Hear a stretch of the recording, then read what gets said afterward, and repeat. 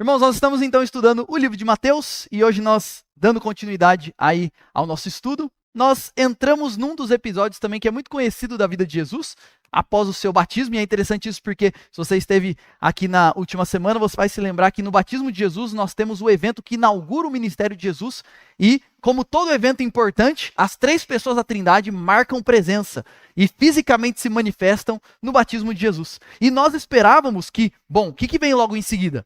As três pessoas se manifestaram. Esse é o meu filho amado em quem me compraz. O Espírito vem sobre ele. Uau!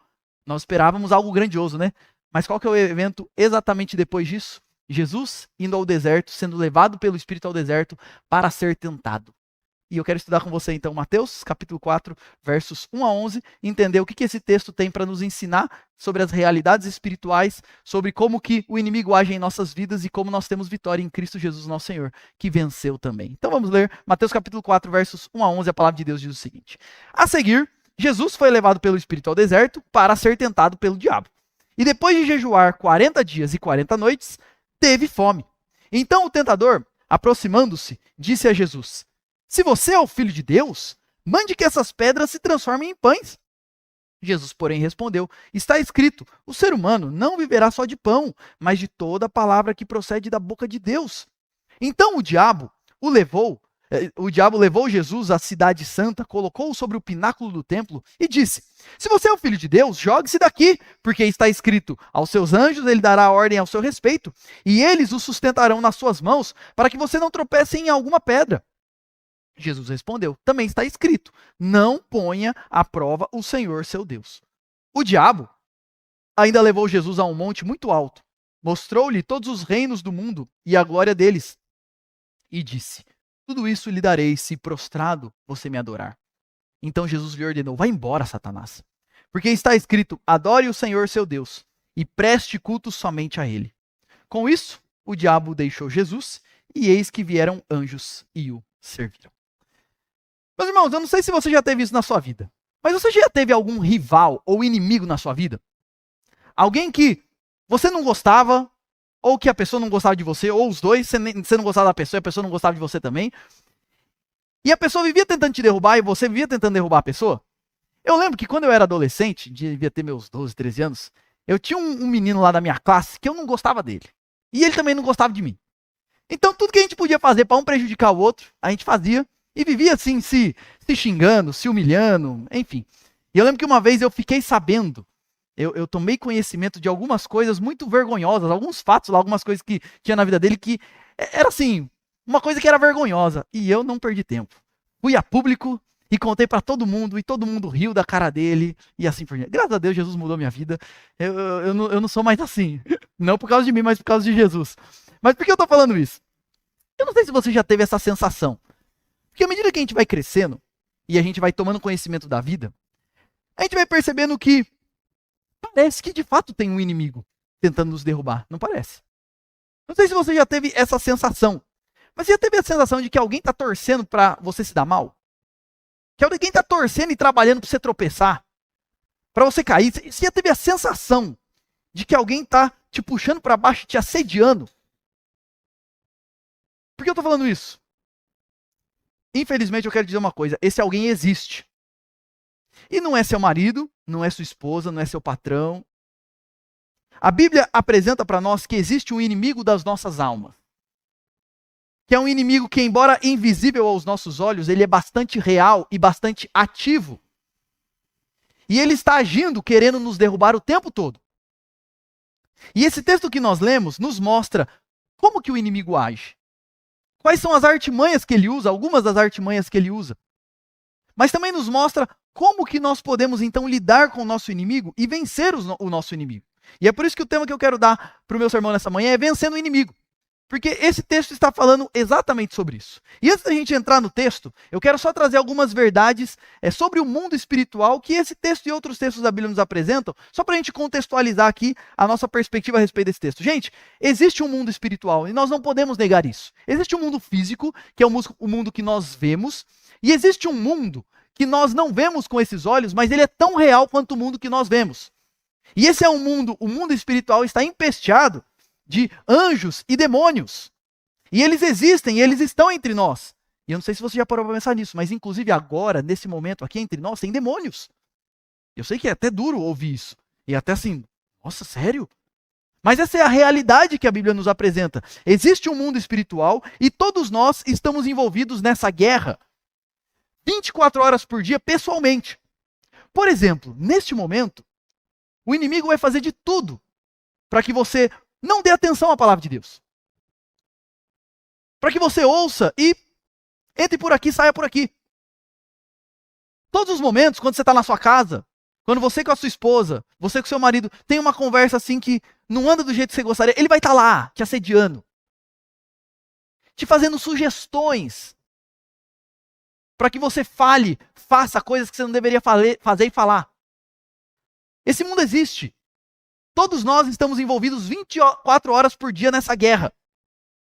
E esse nosso inimigo, ele é muito astuto. E a gente vai ver no texto como ele é astuto. E como ele age silenciosamente boa parte das vezes. Sabe qual é uma das grandes estratégias do nosso inimigo? É a gente nem pensar nele. Deixa eu te fazer uma pergunta. Quando foi a última vez que você pensou no diabo e nos demônios? Essa é uma estratégia que ele usa.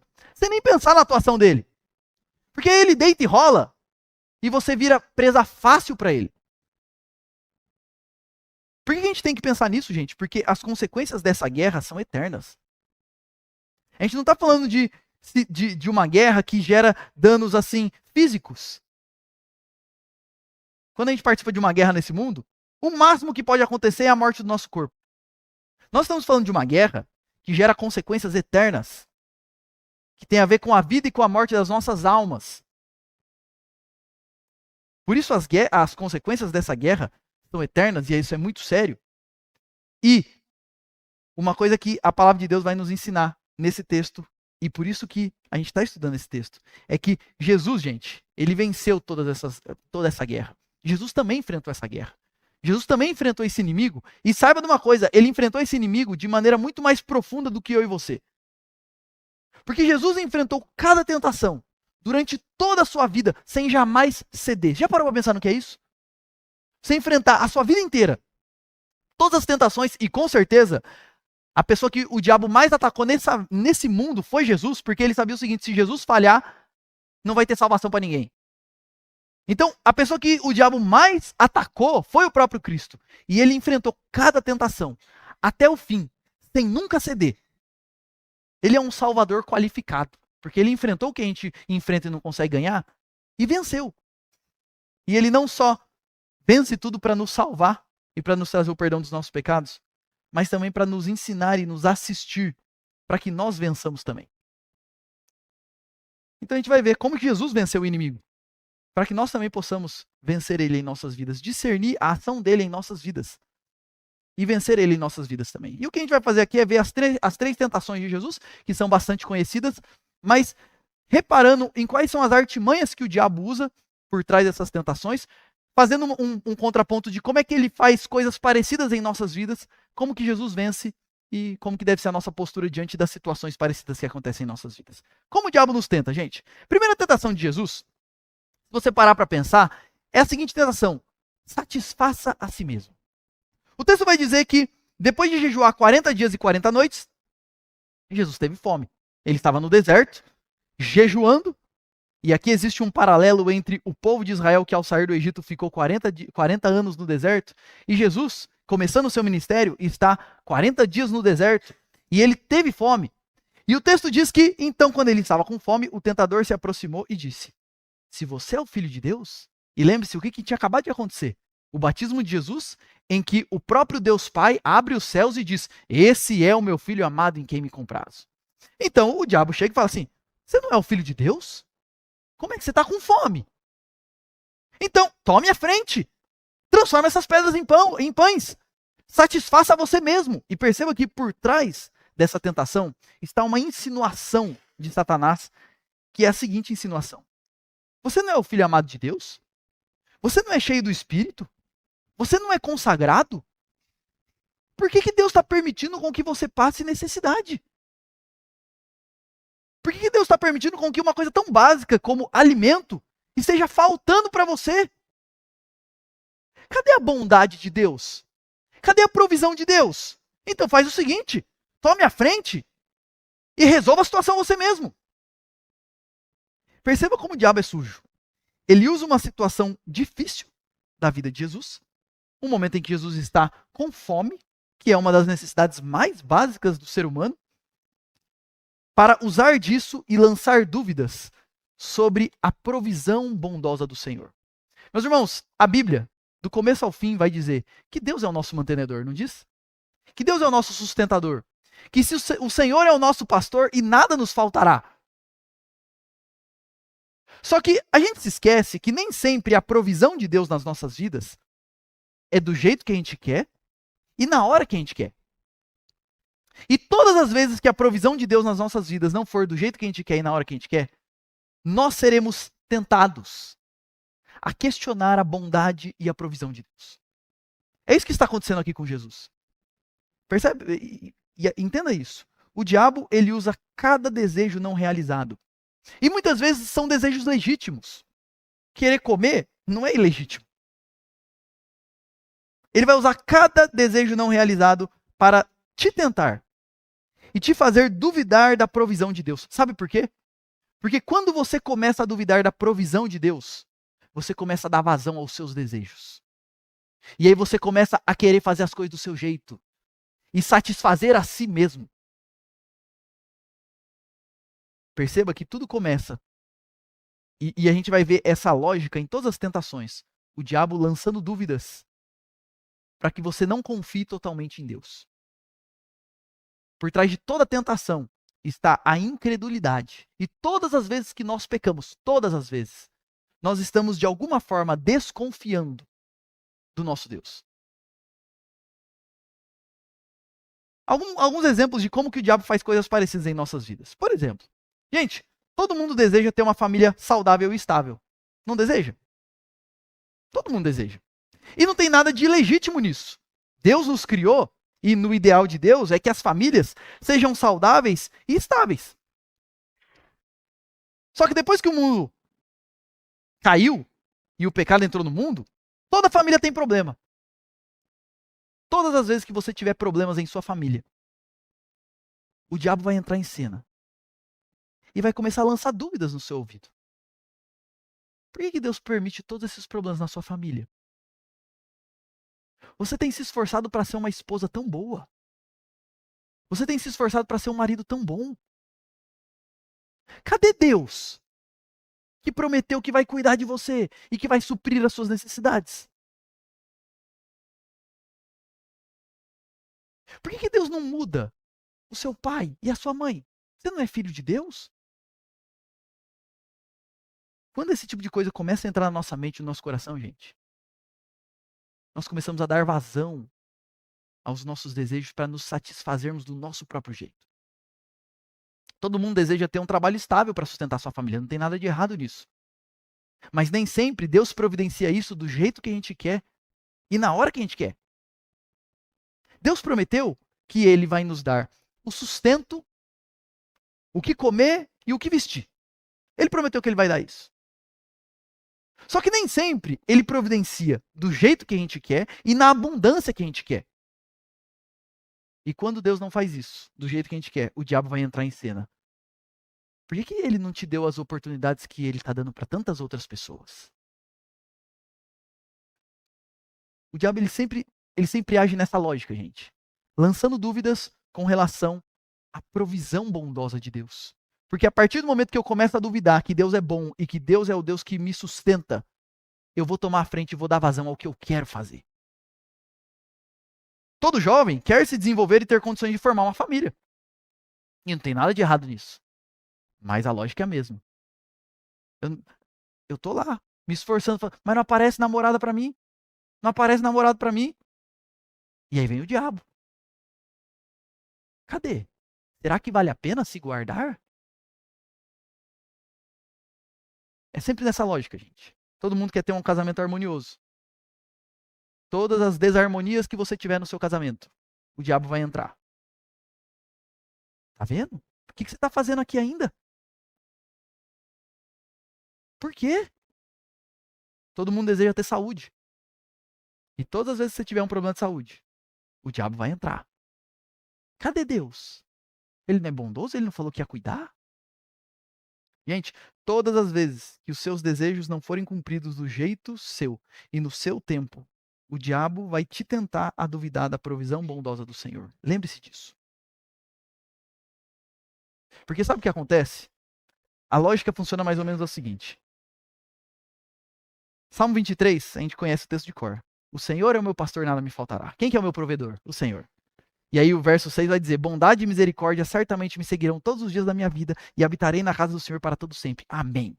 Quando eu creio nisso, de todo o meu coração, e eu guardo isso no meu coração, o que acontece é que o meu coração é cheio de fé, esperança e amor nesse Deus. E quando o meu coração está cheio de fé, amor e esperança nesse Deus, independente das circunstâncias, a minha confiança está no Senhor. O meu contentamento, a minha alegria está no Senhor. Mesmo que me falte o pão do jeito que eu gostaria, no fim eu não sinto que falta, porque Ele me sustenta. O meu contentamento está no Senhor, a minha satisfação está no Senhor, a minha alegria está no Senhor. E mesmo quando as coisas nesse mundo, que eu acho que eu deveria ter, me faltam, o Senhor não me falta. E Ele é suficiente para mim. Quando eu creio nisso, quando a minha fé, a minha esperança e o meu amor estão nesse Senhor, isso enche o meu coração. E mesmo nos momentos de fome, eu continuo em paz no Senhor. Agora, quando começa a entrar dúvidas, será que Deus realmente é bom? Será que Deus realmente é o meu pastor? Será que realmente nada me faltará? E é isso que o diabo vai lançar nos nossos corações? E isso começa a entrar no nosso coração. Sabe o que acontece? Ao invés de fé, esperança e amor, eu começo a desconfiar do cuidado de Deus, da provisão de Deus. E quando eu começo a desconfiar da provisão de Deus, sabe o que acontece? Eu começo a dar vazão à minha ira. Porque aí é o seguinte, já que eu tenho que me garantir, se você estiver na minha frente, eu vou passar por cima de você. Eu começo a dar vazão à imoralidade sexual, porque eu tenho que me satisfazer. Já que eu tô por conta, eu começo a dar vazão às minhas mágoas. Aí eu começo a olhar pro divórcio como a melhor opção pro meu casamento. Percebe? Eu começo a dar vazão aos meus desejos, aos meus sentimentos. Eu começo a dar vazão pra comida, pra bebida. Quando a minha fé, a minha esperança e o meu amor estão no Senhor e algo muito ruim acontece, eu vou ao Senhor em oração procurar abrigo nele. Agora, quando o meu coração não está mais no Senhor, sabe o que acontece? Muitas vezes, acontece uma coisa muito ruim. O que eu faço? Eu compro uma barra de chocolate e me acabo nela. Porque essa é uma maneira de eu dar vazão, de eu encontrar refúgio em algum lugar. Estão entendendo a lógica? Satanás sempre age assim, gente. E como que Jesus responde a essa tentação? Jesus respondeu, está escrito, o ser humano não viverá só de pão, mas de toda palavra que procede da boca de Deus. A resposta de Jesus é a seguinte, não é porque o meu desejo não foi satisfeito pelo Pai, que o Pai não está me sustentando. Pelo contrário, o que eu realmente preciso não falta. Ele não está me sustentando do jeito que eu pensava. De fato eu estou com fome. Mas Ele não me falta. E Ele é suficiente para mim. Eu não preciso de nada além dele. E talvez uma pergunta que você faça é, mas Júlio, por que que Deus permite com que, por exemplo, Jesus esteja com fome? Por que Deus permite com que a gente tenha problema lá em casa? Se Deus é soberano sobre tudo e Deus pudesse, Ele pode evitar tudo isso, por que que Ele mesmo assim permite essas aparentes faltas em nossas vidas? E é interessante porque esse texto que Jesus cita, não só de pão viverá o homem, mas de toda palavra que procede da boca de Deus, é o texto de Deuteronômio 8, 2 e 3. Deuteronômio 8, 3. E quando a gente lê o verso 2 e 3, é muito interessante porque olha o que esse texto diz. Recordar-te-ás de todo o caminho pelo qual o Senhor teu Deus te guiou no deserto esses 40 anos. Por que Deus guiou vocês no deserto por 40 anos? Para te humilhar, para te provar, para saber o que estava no teu coração, se guardarias ou não os teus mandamentos. Ele te humilhou e te deixou ter fome e te sustentou com o maná que tu não conhecias, nem teus pais o conheciam, para te dar a entender que nem só de pão viverá o homem, mas de tudo que procede da boca de Deus viverá o homem. Por que Deus permite isso? Deus permite o deserto para provar o que está no nosso coração. Para que fique evidente para nós mesmos quem nós somos. Deixa eu te falar uma coisa, sabe quando que você se conhece de fato? É nesses momentos. É no momento de falta que você manifesta quem de fato você é. É nos momentos de tristeza que você pode conhecer um pouquinho do que de fato está no seu coração. E sabe por que Deus permite isso? Para que a gente tenha um vislumbre mais profundo de quem nós somos e para que nós aprendamos a depender do Senhor e de mais nada. Deixa eu te falar uma coisa, não diga a Deus como e quando você gostaria que suas necessidades fossem supridas. Confie na bondade e na providência dele, no tempo dele, de acordo com a palavra dele. Confie que não só de pão viverá o homem, mas de toda a palavra que procede da boca de Deus. Não é do meu jeito, não é no meu tempo. Eu confio e descanso no Senhor. Por mais que as coisas aparentemente me faltam, Ele não me falta e Ele me satisfaz. O diabo vai querer te fazer duvidar da provisão bondosa de Deus. E a pergunta é, ele tem te tentado a duvidar de alguma coisa? Há alguma coisa na sua vida, alguma coisa que você olha e fala, tá faltando isso. E o inimigo tem te assediado, lançando dúvidas sobre a provisão bondosa de Deus. Ele tem te feito isso. O Senhor te chama nessa manhã a responder não só de pão viverá o homem, mas de toda a palavra que procede da boca de Deus. O Senhor não me falta e Ele me é suficiente. Ele continua cuidando de mim e a sua provisão bondosa é sobre mim e eu não vou duvidar disso nunca. Essa é a primeira tentação de Jesus. Satisfaça a si mesmo. Não caia nessa tentação. Você não vai chegar em lugar nenhum. Segunda tentação que Jesus sofre e que a gente passa por coisas parecidas é proteja a si mesmo. A primeira tem a ver com suprir as suas necessidades. A segunda tem a ver com você ter o controle das situações para que você tenha proteção, uma aparente proteção. O texto continua dizendo que então o diabo levou Jesus à cidade santa, colocou sobre o pináculo do templo e disse: se você é filho de Deus, jogue-se daqui, porque está escrito: aos seus anjos ele dará ordem ao seu respeito, e eles o sustentarão nas suas mãos, para que você não tropece em alguma pedra. O diabo pega Jesus, e aqui provavelmente foi numa visão, leva Jesus para o alto do templo, para o lugar mais alto que tinha no templo, e lembre-se que o templo, naquela época, era símbolo da presença de Deus. Isso daqui é uma informação importante. Leva Jesus para o alto do templo e fala: bom, se você é o filho de Deus, se jogue daqui. Porque, já que você quer citar a Bíblia, eu vou citar também. E olha como o diabo é sujo. Ele pega o Salmo 91, porque o texto que ele cita é o texto do Salmo 91, e usa esse texto de maneira distorcida. Porque, como está escrito no Salmo 91, ele vai dar ordem aos seus anjos para guardar você e não te fazer tropeçar. Então se jogue daqui, porque uma vez que você confia no cuidado de Deus, uma vez que você confia que Deus está cuidando de você, então pode se jogar que Deus vai cuidar de você. E percebe a artimanha do diabo. Porque o que ele está fazendo aqui, gente? Ele está distorcendo a palavra de Deus. O que ele está fazendo aqui é o seguinte: será que o Salmo 91 é verdade mesmo? Percebe que se Jesus fizesse isso, já era um sinal de que ele estava... Colocar Deus à prova é incredulidade, entendeu? Você querer testar se Deus está mesmo cuidando de você ou não, você só faz isso porque você não está confiando que ele está cuidando. Então, se Jesus cedesse a essa tentação, ele já teria deixado a incredulidade entrar no coração dele e ele estaria duvidando do cuidado de Deus. E o diabo fala: o Salmo 91 é verdade? Você confia mesmo? Não é melhor você testar? Se jogar daqui, porque vamos ver se Deus vai cuidar mesmo? Qual que é a proposta aqui de Satanás? É questionar a presença de Deus e manipular suas promessas de acordo com a minha vontade.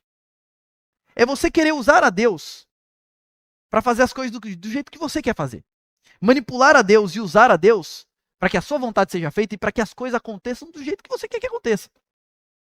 E aqui, gente, antes de explorar um pouquinho mais sobre isso, eu só quero fazer um adendo bem rápido aqui, mas uma coisa importante que a gente vê nesse texto. O diabo, ele sempre distorce, diminui, aumenta e lança dúvidas sobre a palavra de Deus. Uma das estratégias de Satanás é pegar a Bíblia, que é a palavra de Deus, e diminuir algumas coisas, aumentar outras coisas, distorcer outras coisas, lançar dúvidas sobre outras coisas, coisas que a gente ouve demais na nossa cultura. A Bíblia é um livro tão antigo, o mundo mudou tanto, isso daí não é bem assim. Isso é Satanás puro falando. É exatamente isso que ele quer que você acredite. Que a palavra de Deus não é bem assim do jeito que está lá. Ou, cada um tem a sua interpretação, certo? A Bíblia é um livro tão antigo, cada um tem a sua interpretação. Não tem como a gente saber quem está certo e quem está errado. Satanás purinho falando. Ou, quer ver uma outra maneira como Satanás age no nosso tempo? Esquece a Bíblia. Deus revelou o quê? E aí você vai além da Bíblia. Estratégia de Satanás, sempre distorcer o que está na palavra. Sempre diminuir o que está na palavra, sempre aumentar o que está na palavra, e preste atenção numa coisa: toda seita e toda heresia nasce com influência maligna. E nós temos diversas instituições religiosas na nossa cultura que falam sobre Deus, que falam sobre Jesus, que falam sobre a Bíblia, mas quando você analisa biblicamente, é demoníaco. É o diabo pegando a Bíblia, distorcendo tudo e criando uma nova coisa que tem cara de ser de Deus. Mas quando você avalia biblicamente, não tem nada de Deus lá. O diabo continua, ele é astuto. Ele tem artimanhas. Então aqui é só um parênteses. Cuidado, porque tem muito homem por aí que abre a Bíblia e cita a Bíblia, mas é boca do diabo. O diabo fez isso também. Não acredite em tudo o que dizem por aí os supostos homens de Deus. Tudo que uma pessoa falar a partir da palavra de Deus, sempre avalie criteriosamente à luz de toda a palavra se de fato é assim. E se não for assim, chuta que é laço. De Deus não é. Sai fora. O diabo continua com essas estratégias do nosso tempo. Fecha parênteses. Vamos voltar para a tentação. E, gente, presta atenção nisso, que essa é uma tentação que eu vejo que é muito comum no nosso dia a dia. Todas as vezes que as coisas não acontecem do jeito que nós planejamos, nós seremos tentados. Ou todas as vezes que as situações fogem do nosso controle. Ou não aconteceu do jeito que eu planejava, ou algumas coisas estão para acontecer e assim, o que será que vai acontecer? Não está no meu controle? Nós seremos tentados a questionar a presença e os planos de Deus. E assumir o controle e fazer as coisas do nosso jeito. Funciona mais ou menos assim para a coisa ficar mais clara para você. Romanos 8:28, você conhece o texto, diz o seguinte: sabemos que todas as coisas cooperam para o bem daqueles que amam a Deus, daqueles que são chamados segundo o seu propósito. Olha o que você está dizendo. Todas as coisas, sem exceção, estão dentro do controle de Deus e elas cooperam para o meu bem, para o bem daqueles que são do Senhor. Para trabalhar em minha vida, para me amadurecer segundo a imagem de Jesus, tudo coopera para isso. Quando eu creio nisso de coração e eu internalizo isso no meu coração, o que isso gera? Fé, esperança e amor no Senhor. E isso faz com que eu viva em paz e profunda esperança, mesmo nos momentos mais terríveis da vida. Mesmo diante da morte, mesmo diante de uma doença terminal, mesmo diante de uma atrocidade. Eu estou em paz porque eu tenho um refúgio seguro no Senhor. Ele cuida de mim. Ele governa sobre tudo. Nada foge do controle dele e ele faz com que tudo coopere para o meu bem. Mesmo que eu não entenda, mesmo que eu não perceba, ele está cuidando de mim. Então, mesmo que o mundo está caindo à minha volta, como diz o salmista, em paz eu me deito e logo pego no sono, porque o Senhor me faz repousar em segurança. Sabe o que o diabo vai fazer comigo e com você? Ele vai lançar assim: será que realmente Deus está presente e Deus está cuidando? Será? Tem certeza? Tem certeza que você pode deixar na mão de Deus e dormir tranquilo? Tem certeza? Que sabe o que acontece, meus irmãos? Quando isso começa a entrar no nosso coração, ao invés de fé, esperança e amor no Senhor, eu começo a pensar: eu tô por conta. Eu preciso controlar as coisas. Eu preciso. E quando isso começa a entrar no meu coração, ao invés de paz e esperança, mesmo nos piores momentos, sabe o que começa a acontecer? Ansiedade. O que é ansiedade? É medo diante das situações que eu não consigo controlar. E por que isso acontece? Porque de alguma forma eu estou duvidando de que Deus está cuidando. De que Deus está controlando. E de que Deus está fazendo as coisas convergirem para o meu bem. Ansiedade, pânico, insônia. Eu paro pra pensar nisso? Por que nós perdemos noite de sono, gente? Porque a gente está preocupado com as coisas. E por que a gente se preocupa? Em última instância, porque nós não cremos que tem alguém cuidando das coisas. Aí eu começo a viver uma vida de murmuração. Nada tá bom. Eu não consigo ver coisa boa em nada. Porque eu tô sempre agoniado, inquieto. Eu começo a olhar para tudo que aconteceu que não era do jeito que eu queria e eu vivo uma vida frustrada. Quantas pessoas nós conhecemos que são frustradas com a vida? Porque elas olham para o passado delas e veem, as coisas não aconteceram do jeito que eu queria. Mas elas não confiam que aconteceram do jeito que Deus queria. E elas descansam nisso. Não, elas vivem frustradas com isso. Isso gera desesperança. Pessoas desesperançosas com a vida. E pessoas manipuladoras. Uma das marcas de pessoas que não confiam em Deus é que elas tendem a ser pessoas manipuladoras. Elas manipulam as pessoas à sua volta. Se você não faz o que ela quer, ela chora, ela grita, ela bate, faz birra. Isso desde bebezinho até adulto. Ela fica te infernizando até você fazer o que ela quer. Porque ela acredita que ela está por conta, ela precisa controlar tudo. Meus irmãos, a segunda tentação de Jesus é proteja a si mesmo. Tome a frente. Será que está cuidando mesmo? Você tem que provar isso. Qual que é a resposta de Jesus? A resposta de Jesus é, também está escrito, não ponha à prova o Senhor seu Deus. Aqui é como se Jesus estivesse respondendo para o diabo o seguinte, eu não preciso testar. E eu nem devo testar o cuidado de Deus. Eu descanso nele como meu refúgio inabalável. Eu não preciso testar. Eu não preciso me jogar para saber se Deus está cuidando ou não. Eu sei que ele está cuidando. Eu confio que ele está cuidando. Eu descanso nele como meu refúgio inabalável. Eu não preciso proteger a mim mesmo. Tem alguém que me protege. Tem alguém que cuida de mim. E aqui eu lembro das próprias palavras de Jesus, e a gente vai chegar lá em Mateus 6, 31 e 32, onde ele diz, portanto, não se preocupem dizendo, que comeremos, que beberemos, ou com que nos vestiremos, porque os gentios é que se preocupam com todas essas coisas. O Pai de vocês, que está no céu, sabe que vocês precisam de todas elas. Não se preocupem, porque vocês têm um Pai que cuida de vocês. Meu querido, considere o que Deus já fez na sua vida, no Pai temos segurança. Considere, pense no que Deus já fez na sua vida. Você não pode descansar nesse Deus.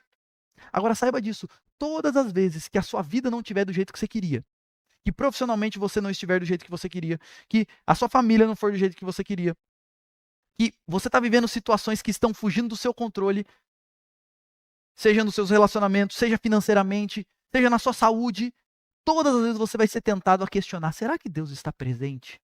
Será que Deus está cuidando? Não caia nisso.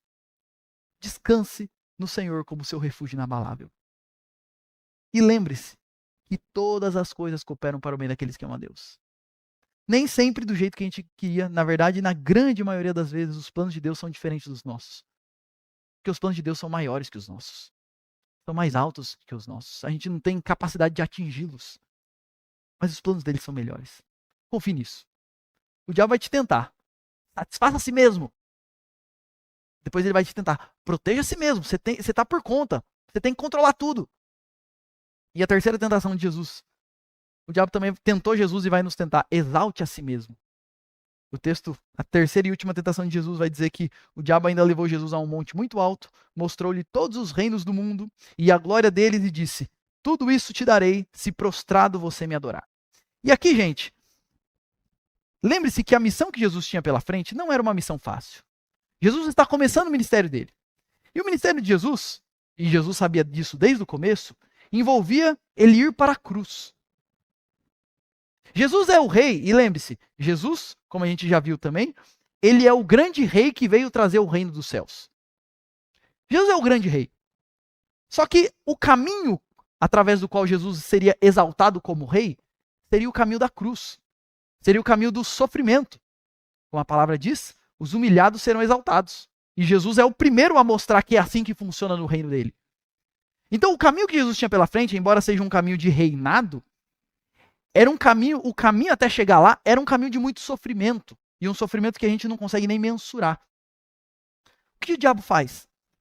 Ele leva Jesus e fala o seguinte, para que passar por tudo isso? Se ajoelhe diante de mim, você não é o rei, e eu te dou tudo de mão beijada. Para que sofrer? Para que fazer? Para que se submeter à missão que Deus tem para você? Não. Eu tenho um caminho mais fácil para você. Eu tenho um atalho para você. Tome a frente e exalte. Para que esperar Deus te exaltar? Exalte a si mesmo. É como se o diabo estivesse dizendo o seguinte para Jesus: cumprir a missão de Deus que Deus tem para você? Não. Exalte a si mesmo. E, gente, para Jesus, essa era uma tentação especialmente forte. Porque, no final, como eu disse, ele sabia que ele receberia todos os reinos. Lembra quando Jesus ressuscita? Ele diz, toda autoridade me foi dada nos céus e na terra. Porque agora, como Deus homem, que venceu tudo, ele tem toda a autoridade, não só como Deus, mas agora como homem também. Mas o caminho era um caminho de profundo sofrimento. Então o diabo está oferecendo um atalho. Para que se submeter aos propósitos e aos processos de Deus? Para que aguardar? Exalte a si mesmo. E vamos ser sinceros, essa é uma tentação também muito presente em nossas vidas. Porque a promessa continua sendo, os humilhados serão exaltados. A promessa continua sendo, submeta-se debaixo da mão poderosa de Deus e ele te exaltará no tempo oportuno. Mas a grande parte das vezes, é difícil para nós esperar o tempo de Deus e o processo de Deus. Porque assim como para Jesus, o processo com que Deus trabalha em nossas vidas, muitas vezes é um processo doloroso. Muitas vezes é um processo demorado. Muitas vezes é um processo difícil. E aí sabe o que o diabo vai falar para você? Para que se submeter a isso? Para quê? Foque a sua vida nas coisas desse mundo. É melhor. Exalte a si mesmo. O foco em Deus, no plano de Deus, na vontade de Deus, sai fora. Foque as suas coisas nos sucessos desse mundo, nas realizações desse mundo, nos glamoures desse mundo, nas posses, nas riquezas desse mundo. É assim que você vai ser importante, é assim que você vai ser reconhecido. Se ajoelhe diante de mim, eu tenho tudo para te oferecer. E, gente, pelo menos a sensação que eu tenho é que nós vivemos em uma cultura onde, para todo lugar que você olha, as pessoas dizem, você tem que ser rico. E aí você tem os vários gurus na internet que estão vendendo os cursos de como destravar a sua vida para você ser rico. Como se a essência da vida fosse ser rico. E tem muita gente que vive por isso. Qual que é o foco da minha vida? A maior parte das pessoas do nosso mundo ter dinheiro, ter mais dinheiro para viajar, para ter coisas, para ter carro, para ter casa, para comprar o que eu quiser, para ir em restaurante caro. É exatamente essa a proposta de Satanás para Jesus. Faça disso a sua vida. E eu te dou tudo de mão beijada. O diabo vai falar para a gente. O caminho de Cristo é um caminho de negação. Onde você tem que abrir mão dos seus desejos. Onde você vai ter que abrir mão das suas vontades. Não, pense mais em você. Quer ver uma frase que está em alta no nosso tempo? Você precisa se amar mais. Sabe qual que é o seu problema? Você vive pensando nos outros. Não, o seu problema é exatamente que você pensa demais em você. O caminho de Cristo é um caminho de autonegação. Não. Exalte a si mesmo. Não pense em Deus e na glória dele. Pense em você e na sua glória. O diabo vai nos tentar a fazer isso, gente. Sabe por quê? E vamos para a coisa ficar mais clara. Texto bíblico. 1 Pedro 5,6. Portanto, humilhem-se debaixo da poderosa mão de Deus, para que ele, em tempo oportuno, os exalte. E olha o que esse texto diz. Se humilhe diante de Deus. E espere nele, porque há promessa da parte dele de que ele, em tempo oportuno, vai nos exaltar. Isso não significa que vai ser nessa vida. Mas há exaltação da parte de Deus para todo aquele que descansa e espera nele. Quando eu internalizo isso no meu coração, a minha fé, a minha esperança e o meu amor está em quem? No Senhor. Eu espero nele. Eu não espero no dinheiro. Eu me alegro nele. Eu amo a ele. Porque o meu coração está nele. E quando eu estou com esse foco no Senhor, como que é a minha vida? Eu tenho humildade. Eu não sou uma pessoa egocêntrica. Eu sou uma pessoa paciente no meio das dificuldades, porque eu sei o seguinte, em tempo oportuno Deus vai exaltar. Eu vou fazer a vontade de Deus e vou esperar. Deus tem o tempo dele para fazer as coisas. Senhor, me ajude, me dê paciência. Se o meu foco está no Senhor, a minha vida vai ser muito mais focada em como eu posso servir a Deus e não como eu posso acumular coisas para mim. Por exemplo, esse tempo de comunhão vai ser uma prioridade na minha vida. Quantas pessoas você conhece que, como o foco delas está nos glamoures desse mundo, elas não têm nem mais tempo para ir para a igreja? E porque no fim, o coração delas não está no Senhor. Elas já caíram no papo de Satanás. Quando eu vivo desse jeito, meus irmãos, o meu foco está em servir ao Senhor, na glória do Senhor, no reino do Senhor, esperando que, com paciência, vai chegar a hora. E eu descanso nesse Deus. O diabo vai lançar dúvidas. Será que uma vida de humilhação para a glória de Deus realmente vai te trazer vida? Será que isso é vida? Viver não para você, mas para Deus? Será que isso é vida? Porque sabe qual que é o problema? Quando você internaliza essas dúvidas no seu coração. Ao invés de fé, esperança e amor no Senhor, você vai começar a pensar, eu preciso investir em minha glória, no meu reino, na minha exaltação. Eu preciso me amar mais. Eu preciso mais de mim mesmo. E quando eu começo a cair nisso, meus irmãos, o que isso vai gerar na minha vida? Pessoas orgulhosas, cheias de si. Pessoas gananciosas. Pessoas que idolatram seu próprio corpo. Que vivem de academia para ser bonito, para postar e ter likes, porque eu preciso me exaltar. Pessoas que vivem se comparando com as outras. Invejando outras pessoas, cobiçando o que os outros têm. Pessoas que não servem em nada. Sabe uma das marcas de pessoas que o foco não está no reino de Deus, mas em si mesmas? É que elas não servem em nada. A não ser que sejam coisas que ela vê um retorno direto para ela. Ela não quer se envolver nisso. Porque ela está extremamente absorvida nela mesma. Às vezes a gente cai nessa tentação. E perceba, meus irmãos, as 3 tentações começam com o diabo lançando dúvidas sobre Deus, sobre as promessas de Deus e sobre a vida maravilhosa que nós temos no Senhor. Como que Jesus rebate essa tentação? Jesus respondeu, então Jesus lhe ordenou, vai embora, Satanás. Porque está escrito, adore o Senhor seu Deus e preste culto somente a Ele. E é como se Jesus estivesse dizendo, por mais que a vontade de Deus seja difícil, ela é sempre melhor. E é somente diante dele que eu me prostro. É a Ele que eu vou ser fiel. É Ele que é meu Deus, Ele é que é o meu sustentador. É dele que eu preciso na minha vida. Então sai fora. Eu não vou me dobrar diante de outro. Eu não vou fazer de mim mesmo o centro da minha vida. Eu não vou fazer da minha... Não. Somente ao Senhor, a glória, o culto é somente a Ele. Meus irmãos, a exaltação oferecida por Satanás, ela é momentânea, passageira e incompleta. De fato. Se você não focar nas coisas de Deus e seguir as sugestões desse mundo, você vai conseguir uma certa glória. Mas é sempre momentânea, passageira e incompleta. O máximo que você vai conseguir ter é carro, casa, fama, vai viajar para uns lugares legais, morreu, acabou. Agora, a exaltação oferecida pelo Senhor, ela é futura, é verdade, mas ela é eterna e ela é completa. E aqui eu me lembro de Romanos 8,17, olha o que esse texto diz. Se somos filhos, somos também herdeiros, herdeiros de Deus e co-herdeiros com Cristo. E com Ele sofremos, para que também com Ele sejamos glorificados. Há a promessa de que aquele que espera no Senhor reinará com Cristo eternamente. Os humilhados serão exaltados. E é por isso que o nosso foco tem que estar no Senhor. Perceba que nós rebatemos as tentações, reafirmando a nossa fé e a nossa confiança no Senhor e nas suas promessas. E eu quero encerrar dizendo o seguinte, então essas são as 3 tentações que vêm pra gente também. Satisfaça a si mesmo, proteja a si mesmo, exalte a si mesmo. E nós devemos, meus irmãos, e isso, claro, que vem até nós de várias maneiras diferentes no decorrer da nossa vida. Mas nós devemos constantemente estar reafirmando em nosso próprio coração as verdades da palavra. Não, eu não preciso satisfazer a mim mesmo.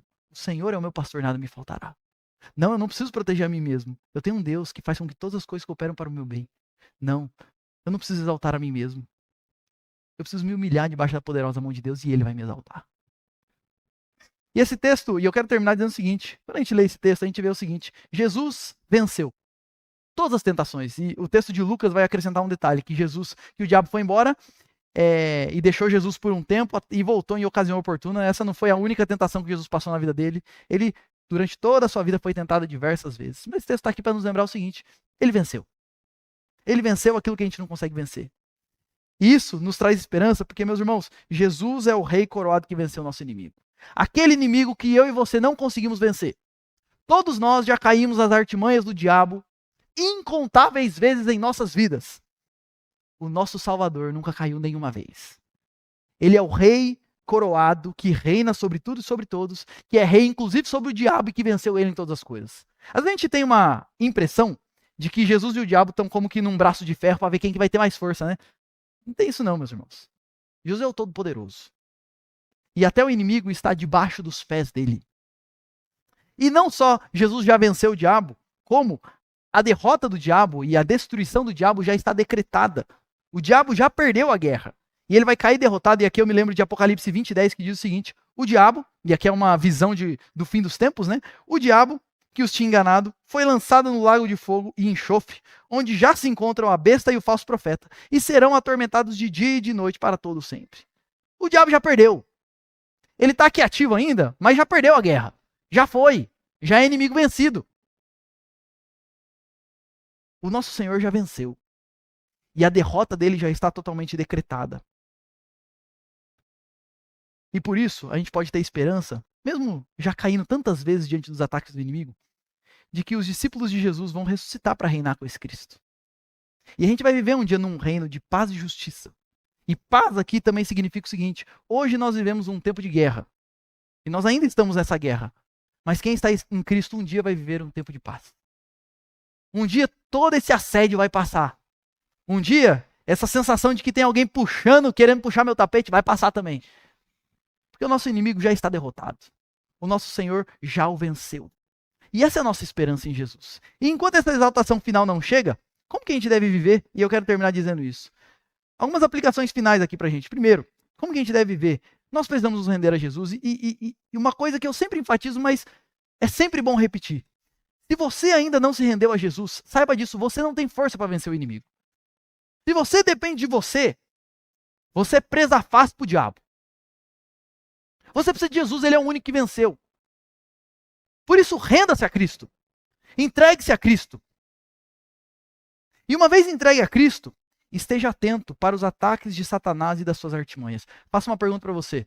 Eu falei várias coisas aqui. Quais são as situações na sua vida que você está sendo assediado?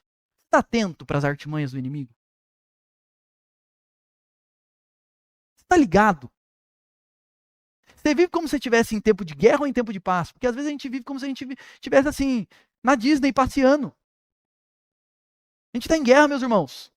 Quando a gente está em guerra, soldado que está em guerra, ele dorme agarrado no fuzil. Sempre atento, sempre ligado. Nós devemos viver assim. Atento aos ataques e às artimanhas de Satanás. Quais são as áreas da sua vida que Satanás tem te assediado com força? Outra dica que esse texto nos ensina é que Jesus venceu o inimigo, mas o texto vai dizer que ele estava há 40 dias em jejum e oração, e aí ele foi tentado. Você quer vencer o inimigo? Você precisa também ter uma vida de intimidade com Deus, por meio de jejum e oração. Uma vida cheia do Espírito de Deus. O texto vai dizer que Jesus foi levado pelo Espírito para o deserto. Jesus estava cheio do Espírito, em jejum, em oração, cheio do Senhor. Essa é uma guerra que a gente batalha não com armas carnais, mas com armas espirituais. E por isso a gente precisa se revestir do Senhor e da força do seu poder para que a gente possa resistir no dia mal, como diz Efésios 6. Outra coisa que a gente aprende nesse texto sobre a luta é a importância da palavra de Deus no coração e nos nossos lábios. Todas as tentações Jesus responde com a palavra. Todas as tentações Jesus responde com a palavra. Meus irmãos, sabe uma coisa que a tecnologia trouxe algumas coisas boas, mas algumas coisas muito ruins. Sabe qual é uma delas? A gente não memoriza mais a Bíblia. Como agora a gente tem o celular? E aí, se você lembrar uma palavra do versículo, você digita no Google e você acha o versículo? A gente não memoriza mais a palavra. Só que é o seguinte, quando você for assediado pelo inimigo, não dá tempo de você pegar o celular. Peraí, deixa eu lembrar. Não, já foi. Esse texto nos ensina a importância de, como diz o Salmo 119, guardar as palavras no coração para não pecar contra ti. Então fica aqui a pergunta para você, qual foi a última vez que você memorizou um versículo bíblico? Se foi quando você era criança, tá atrasado, hein, meu filho? Esse texto nos chama a ter uma vida de intimidade com a palavra de Deus, lendo, meditando e memorizando, guardando no coração. Porque essa é a espada que nós temos para lutar essa guerra. Ela é a espada do Espírito. E outra dica, assim como Jesus, resista ao diabo. Ele ataca uma vez, rebata. Se defenda. E de novo, e de novo, e de novo. E como diz Pedro, resistam ao diabo e ele fugirá de vós. Resista. Ele tente, talvez você esteja sendo assediado numa área específica já faz um tempo. Continue resistindo. Quando o diabo vê que, percebe que no caso de Jesus, ele tenta uma vez, tenta outra vez, tenta outra vez, ele fala assim, hoje eu não vou conseguir nada, eu vou embora. Tem que ser assim com a gente também. Resista. E por fim, em meio às tentações da vida, peça ajuda a Jesus. Porque Ele é o Deus misericordioso que nos atende em nossas fraquezas. E eu quero terminar dizendo que vale a pena batalhar. O texto, verso 11, termina dizendo o seguinte: com isso, o diabo deixou Jesus, e eis que vieram anjos e o serviram. Eu quero terminar dizendo isso. Jesus foi assediado, Jesus foi tentado, e ele permaneceu firme. E o que aconteceu depois? Deus mandou anjos para trazer um banquete para ele. Ele não precisa ceder aos ataques do diabo, achando que, de alguma forma, Deus vai deixar faltar alguma coisa. E todas as pessoas que batalham contra as tentações e contra as lutas da vida, com perseverança no Senhor, essas pessoas nunca serão decepcionadas. Porque no Senhor, meus irmãos, há um banquete para nós. Só que há um banquete para nós só se a gente resiste às tentações. Jesus só comeu da comida dos anjos aí, ó, porque ele resistiu até o fim. E nas nossas vidas é a mesma coisa. Há alguns banquetes espirituais que o Senhor tem para nós, que nós só desfrutaremos se nós resistirmos às tentações. Por isso o desafio para você, nessa manhã, é: comprometa-se com o Senhor. De batalhar. De manter-se firme no Senhor. De servir ao Senhor com alegria. E de, em meio às lutas da vida, pedir ajuda para Jesus. Para continuar confiando no Senhor. E lembre-se disso, o diabo vai querer te fazer duvidar de Deus nas suas várias áreas. Mas no Senhor, nós temos um banquete esperando a gente. E que Deus nos ajude a permanecer com o nosso coração, com fé, esperança e amor, no Deus das nossas almas. Porque se Ele é o nosso pastor, nada nos faltará. Ele nos basta, Ele é suficiente a nós. Vamos orar, já encerrando esse culto também. Senhor, obrigado por esse tempo que nós podemos ter aqui diante da Tua palavra. E obrigado porque nós somos lembrados, Deus, com esse texto. Como que o nosso inimigo é sujo. E ao mesmo tempo, como que o nosso Senhor é um Salvador maravilhoso e vencedor. Oh Deus, quantas vezes nós caímos diante de ataques tão menores que esses. Mas o Senhor é o nosso Deus que permaneceu firme até o fim. E que venceu em nosso lugar. E tudo isso, e o Senhor se submeteu a tudo isso. Para que então houvesse salvação para nós. Obrigado por isso. E Deus, nós reconhecemos que muitas vezes nós temos sido displicentes nessa batalha espiritual. Muitas vezes nós não temos dado a devida importância e atenção aos ataques do inimigo. E por isso, boa parte das vezes, nós nos tornamos presas fáceis. Perdoe por isso. E Deus, traga a nossa mente e coração agora nesse momento. Quais são as áreas em que nós temos sido especialmente tentados? Cada um aqui tem a sua vida. Cada um aqui tem a sua realidade. Cada um aqui tem as suas dificuldades. E a nossa oração é que o Senhor nos ajude a perceber, neste momento, quais são, Deus, as situações que o inimigo tem usado para nos tentar a duvidar do Senhor e da Tua provisão, do Teu cuidado e dos Teus planos para nós. E Deus nos ajude a não só perceber essas artimanhas, mas a vencer essas artimanhas. Reconhecemos que nós não temos força em nós mesmos para permanecermos firmes. Quantas vezes a nossa fé é frágil, fraca? Quantas vezes, Deus, por tão pouco, nós duvidamos do Senhor que já fez tantas coisas em nossas vidas? Nossa oração, Deus, é que o Senhor nos ajude nos nossos momentos de fraqueza. Que o Senhor nos ajude em nossos momentos de tentação. Para que nós permaneçamos firmes no Senhor. Vençamos o inimigo e vivamos vidas que glorifiquem o Teu nome. Então nos ajude e nos santifique, segundo a imagem de Jesus. Essa é a nossa oração no nome do nosso Senhor. Amém e amém.